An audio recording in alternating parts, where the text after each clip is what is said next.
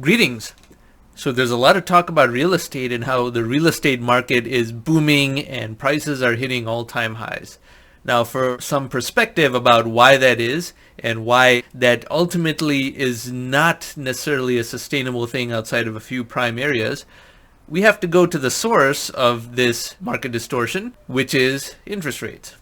Now, all of you are familiar probably with how the Fed funds rate went from 5.25% down to zero in 2009 or so, and was there for many, many years. And the Federal Reserve, for absolutely no reason, started to raise interest rates because they thought that there might be inflation around the corner, even though there was no indication there would be any of that at all. They raised interest rates up to a certain point, and the market started to correct, and they started to lower it. And this is pre-COVID. Remember, the lowering, because they were wrong to raise in the first place, was causing them to lower the rates even in late 2019. And then when COVID hit, they lowered in one big fell swoop down to zero, where it has stayed ever since. And I have said that interest rates will remain close to zero for pretty much ever. They will try to raise it again. They still are in denial that the normal interest rate is 0% for the US federal funds rate and the short-term interest rates for all advanced economies.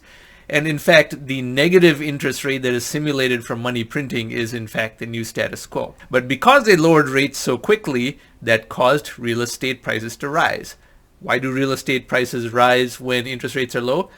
Well, because the multiple between the monthly payment of a mortgage and the price of real estate rises.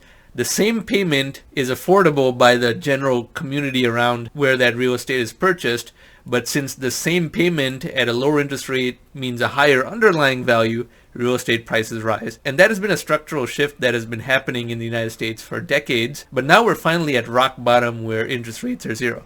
So this is a very simple chart about the Fed funds rate, but if you're watching this channel, you would like to see the more sophisticated chart, so we'll go to that. So in an earlier video that I produced just a few days ago, which is in this card up here, I talk about the Wuxia shadow rate.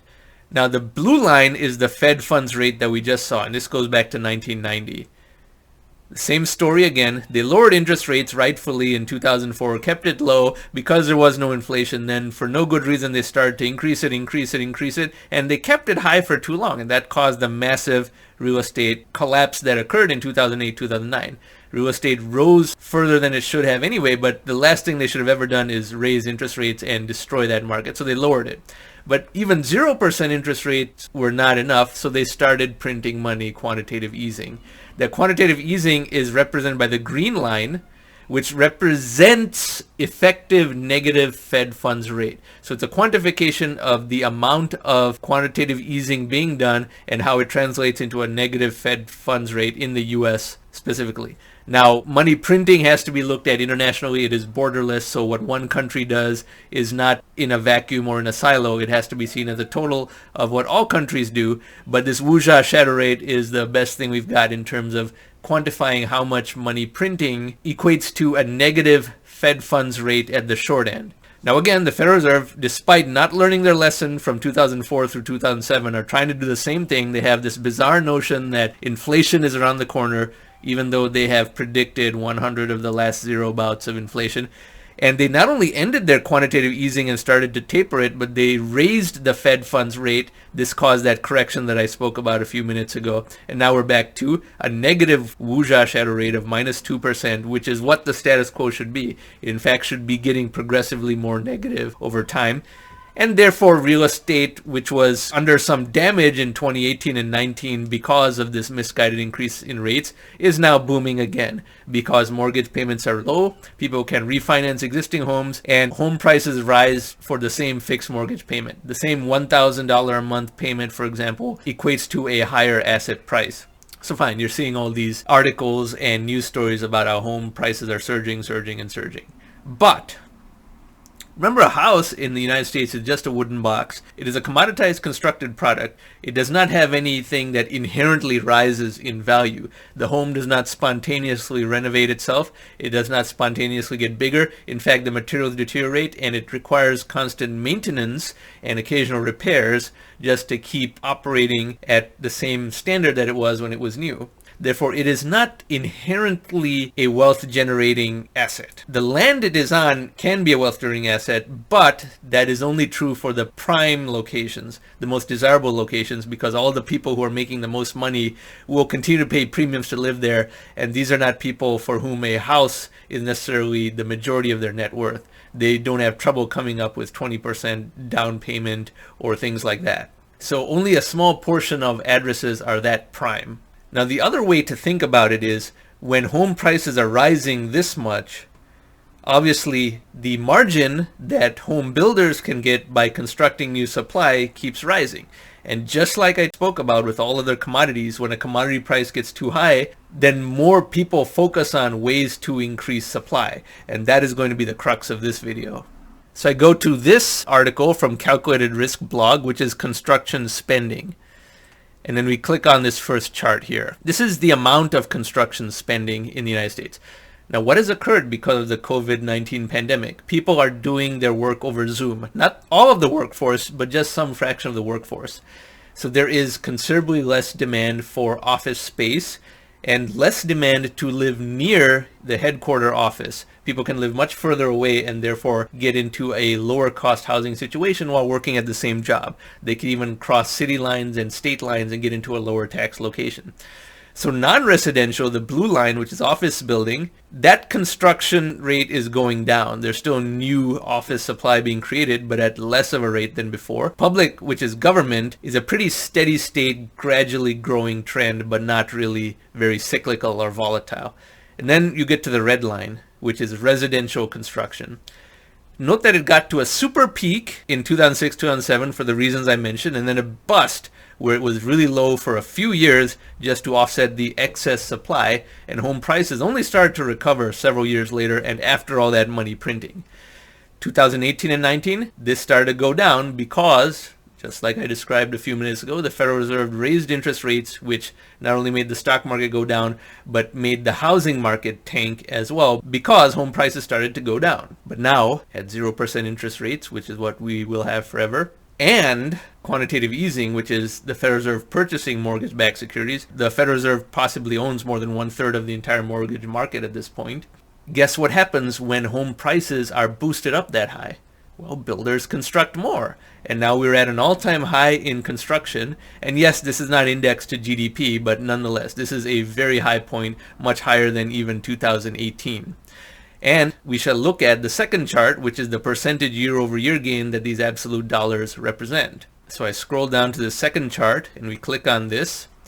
So these are the same three color codes that we saw before. Non-residential, meaning office space, and of course retail real estate. The e-commerce revolution is demolishing a lot of brick and mortar real estate, and most of that will have to be demolished and repurposed into probably residential real estate because that's the only type of real estate for which there is still demand for new supply. So the blue line is negative. There's shrinkage in the rate of construction of office space and retail space and any other type of non-residential commercial real estate. But the red is at a 30% year-over-year growth rate. That is how much new housing supply is being created. And now people can do their jobs over Zoom, or at least half of the time over Zoom. They only have to go to the office twice a week, which means they can live twice as far away. And their choice of real estate where they can live is 4 times as much, because if the radius doubled, then the amount of area they can address is 4 times as much. And people who are in mortgage houses don't move very quickly, but renters in apartments are much more fluid. Once their lease expires, they can go to where the rent is cheaper, and that shift is already occurring. So when you combine a Zoom type technology, which is improving quickly as well. Remember, this is an atom principle. The speed and resolution of Zoom is rising much faster than the speed at which wealth gets piled into residential real estate, on top of the construction of new supply, which is now at a 30% year-over-year growth rate. Again, that is much higher than it was even in 2005, 6, 7. There's never been this much new housing supply being created in the United States, and people can do their jobs over Zoom. What does that mean for the notion of home prices continuing to go up in this current surge?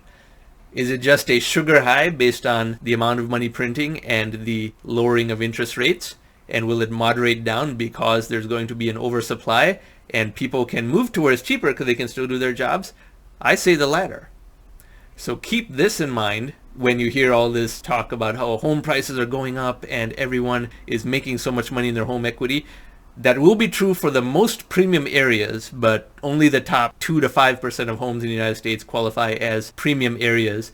And even there, only people who are truly independently wealthy are the ones who will continue to profit from that. People who have to live in an expensive place just because that's near their job, there's already a technological workaround for that. And when you compound that with all this new supply coming online, housing, like any other commodity, will face a reckoning.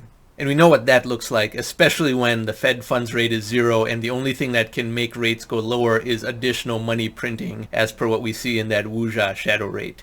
And even then, money will find its way towards more productive assets rather than trying to hold back the cracking of the dam in terms of overpriced residential real estate, especially places that are overpriced only because the local boards deliberately prevent the construction of new housing.